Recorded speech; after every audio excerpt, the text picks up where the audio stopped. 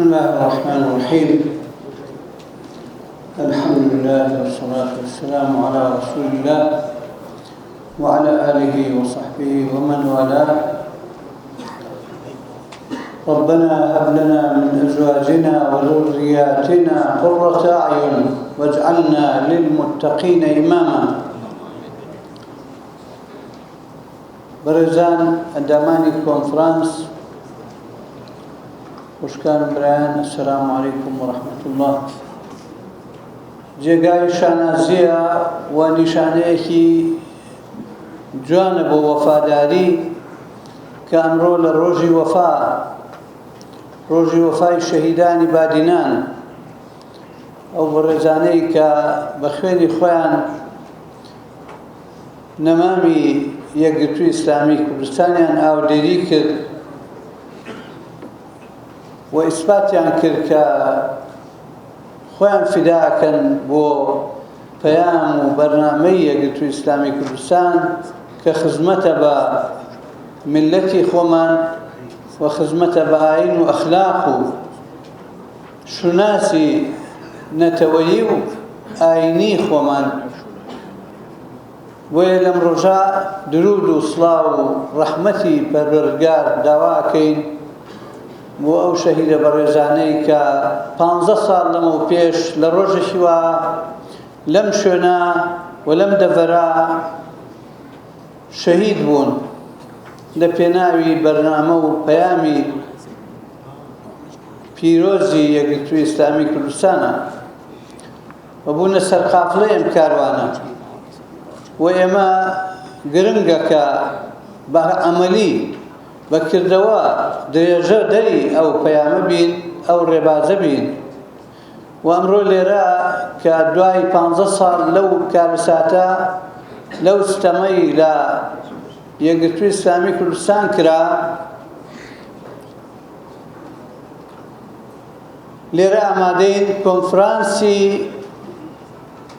پێشەکی بۆ کۆنگرەی 8ەمی یەکگرتوو گرێ دەین. نیشانەی ئەوەیە بەردەوامین، نیشانەی ئەوەیە کاروان نەوەستاوە و ناشوەستێ. خوێن، فرمێسک، ئارەخا، ماندووبوون، ئاوارەیی، زەحمەت، مەحرومیەت ناتوانێت ڕێگەمان پێ بگرێت. پاش 15 ساڵ یەکگرتووی ئیسلامی نەناسرا بوو یا بەناحەز ئەناسرا، ئەمڕۆ ناسرا. ئەمڕۆ لە بادینان پۆست و مەرکەزی ئیداری و خزمەتکاری ئەم میلەتەی پێسپێراوە. ئەمە تەحولێکی گەورەیە و ئەمە نیشانەی خۆراگری و فیداکاری و لێبڕانی یەکگرتووەکانە. نیشانەی ئەوەیە کە ئێمە کۆڵنەدەرانە و ئێوەی خۆشەویست بە تایبەتی کادری پێشکەوتووی یەکگرتوو خۆراگرانە و کۆڵنەدەرانە لەسەر بەرنامەی خۆتان بەردەوام بوون.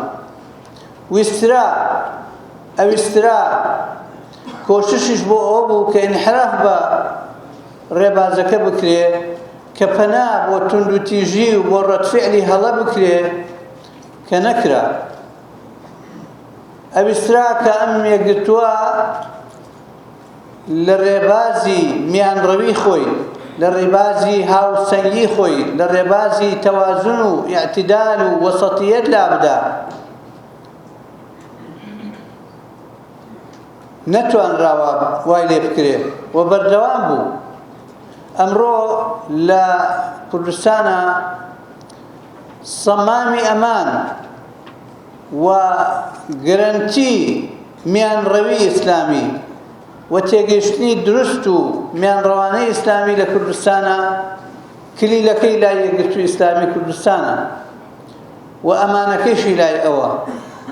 بۆیە یەکگرتوو ماندوو بوو تاوەکو بیناسن وەکو خۆی و ئامادە بوو دەست لە زۆر مافی خۆی هەڵگرێ وەکو حیزب وەکو ئەشخاصیش تاوەکو وەکو پێویست بناسرێ تاوەکو مەحروم نەبێ میلەتەکە لە کاروانەکە و لە پەیامەکە. بۆیە لێرە لەم ڕۆژە پیرۆزە لەم ڕۆژە مێژووی و گرنگەی کاروانی یەکگرتووە پەیمان تازە ئەکەینەوە لەسەر عەهدین و بەردەوامین و حضوری ئێوە لێرە تەئکیدی ئەوە ئەکا کە بە وەفان لەگەڵ خوێنی شەهیدان و بەردەوامن یەکگرتوانە بەردەوامن لەسەر کار و کاروان